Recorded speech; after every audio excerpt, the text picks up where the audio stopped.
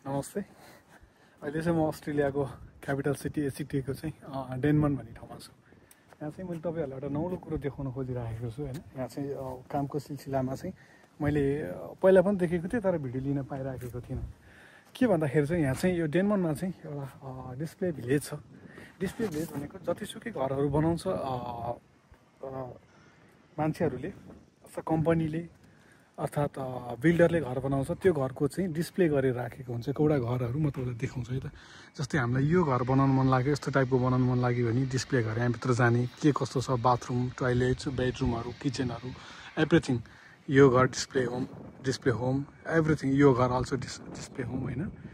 यो हरेक घरहरू चाहिँ डिस्प्ले होम हो। यहाँ जाने, हामीले हेर्ने, त्यसपछि जुन घर मनपर्छ हामीलाई त्यो डिजाइनको घर बनाइदिनु होला भनेर चाहिँ यहाँको क्लाइन्टले कम्पनीलाई अर्थात् चाहिँ बिल्डरहरूलाई रिक्वेस्ट गर्छन् अनि त्यही अनुसारको घर बनाउने गर्छन्। ल हेर्नुहोस् कति राम्रो घर छ। अनि यहाँ चाहिँ नेपालमा जस्तो हुँदैन कि घर बनाउने बाटो त्यसपछि मात्रै बाटोघाटो नालीहरूको लागि हुँदैन। यहाँ चाहिँ पहिला बाटो बन्छ, गार्डन बन्छ, साइकल हिँड्ने मान्छे हिँड्ने बाटो बन्छ, ढल बन्छ, बस हिँड्ने बाटो बन्छ होइन। त्यसपछि मात्रै घर बन्छ। घरको लागि छुट्टै प्लट छुट्टै हुन्छ, त्यो हुन्छ। र मानिलिउँ म एउटा क्लाइन्ट भयो र मलाई चाहिँ यहाँ आएर चाहिँ मलाई यो टाइपको घर बनाउनु मन पऱ्यो भने चाहिँ यसको कस्ट कति लाग्छ, के लाग्छ, डिलिङ हुन्छ, घर बन्छ अनि तोकेको टाइममा दिने गर्छ होइन।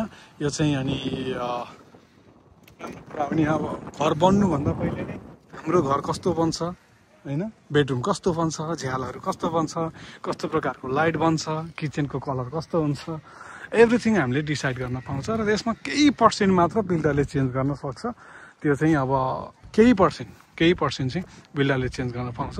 यो चाहिँ एकदमै राम्रो कुरा हो, किनकि मान्छेले यति दुःख गरेर कमाएको पैसा चाहिँ घर बनाउँदाखेरि बिग्रियो भने त बर्बाद हुन्छ। त्यही भएर पनि द्याट्स गुड। यो हो जब मान्छेहरूले यसरी हेर्न आउँछन्, यसरी भिजिट गर्छन्, जस्तै क्लाइन्टहरू हुनुहुन्छ उहाँले भिजिट गर्छन्। अनि यो चाहिँ शनिबार मात्रै खुल्छ, शनिबार मात्रै खुल्छ, किनकि मन्डेदेखि फ्राइडे सबैजना बिजी हुन्छन्, काम गर्छन्। अनि यो चाहिँ सन्डे मात्रै खुल्छ। यसरी आउँछन्, हेर्छन्, मन पर्छन् भने बनाउँछन्, पर्दैन भने अर्को ठाउँमा जान्छन्। अब भने चाहिँ हामी जानुपर्ने हुन्छ है, मलाई वेट गरिरहेको छ।